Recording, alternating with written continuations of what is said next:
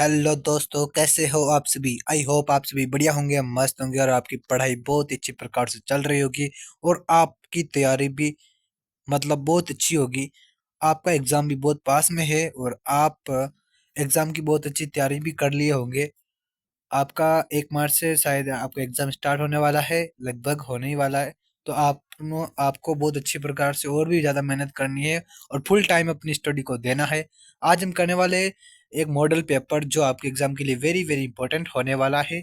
आज हम करने वाले मोस्ट इंपॉर्टेंट एमसीक्यू जो इतिहास के होने वाले हैं। स्टार्ट करते हैं अपनी क्लास को बिना टाइम वेस्ट किए, ठीक है। ओके सर, पहला क्वेश्चन आपके सामने इस प्रकार है कि क्वेश्चन क्या है। क्वेश्चन है कि 1 मिनट, थोड़ी साइज छोटी कर ले तो हाँ अब ठीक है।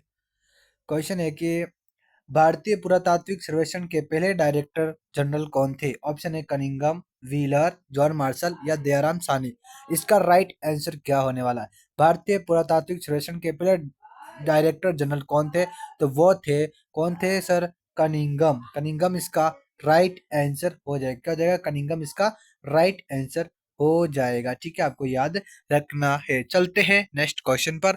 अगला जो अपना क्वेश्चन आपके सामने 2 नंबर क्वेश्चन है। क्वेश्चन है इस प्रकार की, किस राजवंश के शासकों ने अपने नाम के आगे देवपुत्र की उपाधि लगाई थी। तो ऑप्शन है गुप्त, मौर्य, कुषाण या सातवाहन। इसका राइट आंसर है कि क्या होगा, इसका राइट आंसर हो जाएगा कि कुषाण शासक है वो अपने आप को देवपुत्र कहते थे। इन्होंने ये उपाधि है वो चीन के शासकों से प्रेरित होकर लगाई थी, क्योंकि जो चीन के शासक थे वो अपने आप को स्वर्ग पुत्र कहते थे, तो ये अपने आप को क्या कहते थे, देव देवपुत्र कहते थे। आपको ये भी याद रखना है। चलते हैं नेक्स्ट क्वेश्चन पर।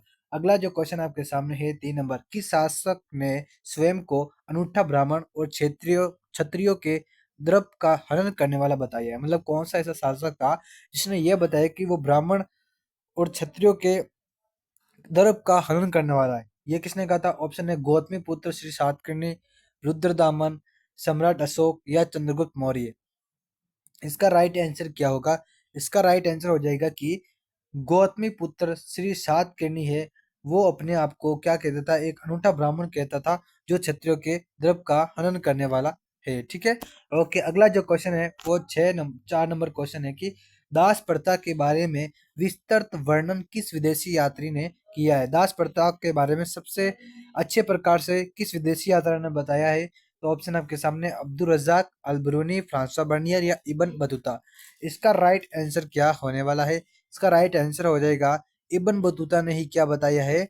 इब्न बतूता ने दास प्रथा के बारे में सबसे अच्छे प्रकार से बताया है, क्योंकि इब्न बतूता जब भारत आता है तो अपने साथ में क्या लेता है, दास खरीद कर लाता है और दास खरीद कर अपने राजा को खुश करने के लिए मोहम्मद बिन तुगलक के दरबार में जाता है। ठीक है। ओके, अगला जो क्वेश्चन आपके सामने 5 नंबर क्वेश्चन है कि मीराबाई के गुरु कौन थे। ऑप्शन है कबीर, रामानंद, रैदास या शंकर देव। इसका राइट आंसर क्या हो जाएगा। मीराबाई के गुरु का नाम था रैदास। क्या थे, रैदास थे, जो चरम जाति से ये थे। और इनके रैदास जी के गुरु कौन थे, रामानंद जी थे। रामानंद जी है वो रैदास जी के गुरु थे। रामानंद जी को ही क्या कहते हैं, रामानंद जी को ही कहते हैं उत्तर भारत में भक्ति आंदोलन का जो जनक है वो किसे कहते हैं, वो है रामानंद जी। ठीक है, आपको याद रखना है। चलते हैं नेक्स्ट क्वेश्चन पर। अगला जो क्वेश्चन आपके सामने है 6 नंबर क्वेश्चन है कि अपने जीवन काल में 14 बार अजमेर दरगाह की जियारत करने वाला मुगल सम्राट कौन था। यानी अपने जीवन में 14 बार अजमेर की जो दरगाह है वहां पर जियारत यानी पूजा करने वाला, यहाँ पर जियारत मतलब हज करने वाला जो मुगल सम्राट है वो कौन था। वो था, ऑप्शन आपके सामने, अकबर, जहांगीर, औरंगजेब या शाहजहां। इसका राइट आंसर क्या हो जाएगा। इसका राइट आंसर हो जाएगा अकबर है वो। अकबर ही क्या था जो अजमेर दरगाह 14 बार आया था। ठीक है। ओके, अजमेर में किसकी दरगाह है, अजमेर में मोइनुद्दीन चिश्ती की दरगाह। किसकी है, मोइनुद्दीन मोइनुद्दीन चिश्ती की दरगाह। आपको याद रखना है। इनको क्या कहते हैं, गरीब नवाज कहते हैं। गरीब नवाज के नाम से किन्हें जाना जाता है, तो वो जाना जाता है, किसे जाना जाता है, मोइनुद्दीन चिश्ती को। और इनका जो एक नाम और है ख्वाजा, ख्वाजा भी इनको ही कहते हैं। ठीक है, ख्वाजा भी इनको कहते हैं, वही इनको ही कहते हैं। आपको याद रखना है। चलते हैं नेक्स्ट क्वेश्चन पर। अगला जो क्वेश्चन है 7 नंबर क्वेश्चन आपके सामने है आपके स्क्रीन पर। क्वेश्चन इस प्रकार है कि हम्पी को राष्ट्रीय महत्व के स्थल के रूप में मान्यता कब मिली थी? हम्पी कहाँ थे? हम्पी है वो कर्नाटक में स्थित है, आपको ये याद रखना है। हम्पी है वो विजयनगर की राजधानी थी और इसको राष्ट्रीय महत्व के स्थल के रूप में कब मान्यता मिली? ऑप्शन है 1986, 1976, 1952 या 2007। इसका राइट आंसर क्या हो जाएगा?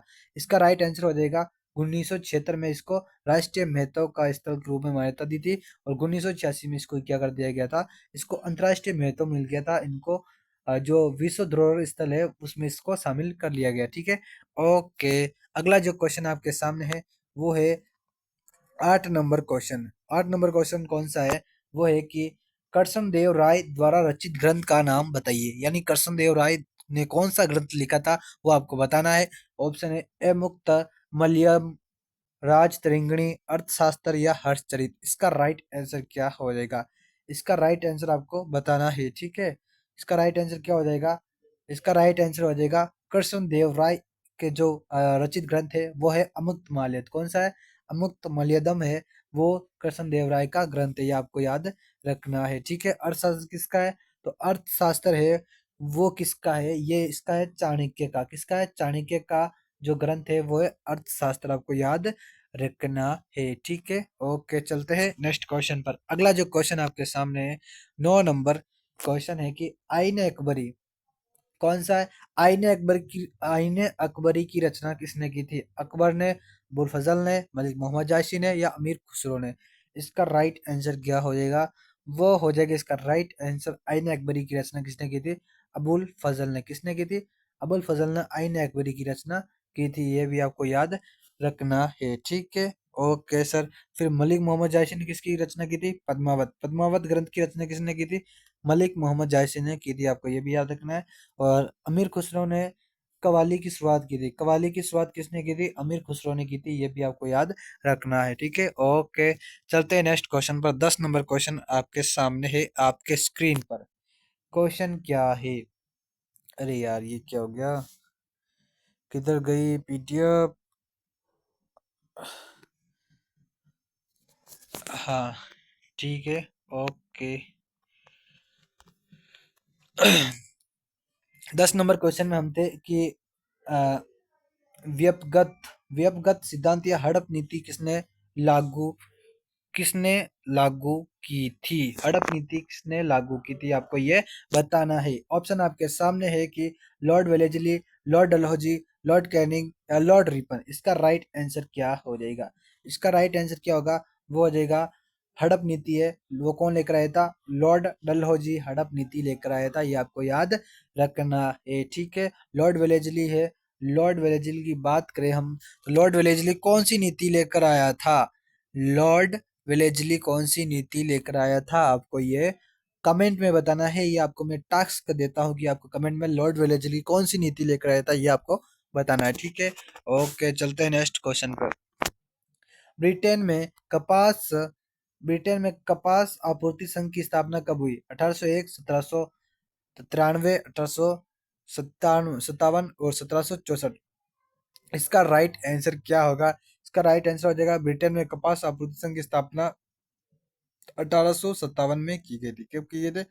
1857 में की गई थी, ये आपको याद रखना है। चलते हैं नेक्स्ट क्वेश्चन पर। 12 नंबर क्वेश्चन आपके सामने है। हल को किसके जीवन का प्रतिरूप माना गया था? ऑप्शन है संताल, पहाड़िया, मंडल या जोतदार। इसका राइट आंसर क्या हो जाएगा? इसका राइट आंसर हो जाएगा हल को किसके जीवन का प्रतीक माना जाता था? वो माना जाता था संताल लोगों के जीवन का प्रतीक। ठीक है, ओके। और पहाड़िया लोगों का कुदाल क्या माना जाता था? कुदाल है वो पहाड़िया लोगों का जीवन का प्रतीक माना जाता है। ठीक है, अगला जो क्वेश्चन आपके सामने है 13 नंबर क्वेश्चन है कि भारतीय स्वतंत्रता के समय वायसराय कौन था? Mountbatten, Lord Irwin, Lord Wavell या लॉर्ड मिंटो। इसका राइट आंसर क्या होगा? इसका राइट आंसर हो जाएगा लॉर्ड माउंटबेटन है वो भारतीय स्वतंत्रता के समय ये वायसराय था। ठीक है, ओके। चलते हैं नेक्स्ट क्वेश्चन पर। अगला जो क्वेश्चन है वो क्या होने वाला है? अगला क्वेश्चन आपके सामने है वो है 14 नंबर क्वेश्चन। संविधान सभा की चर्चाओं के मुद्रित रिकॉर्ड कितने खंडों में प्रकाशित हुए? ऑप्शन है 10, 9, 11 या 165।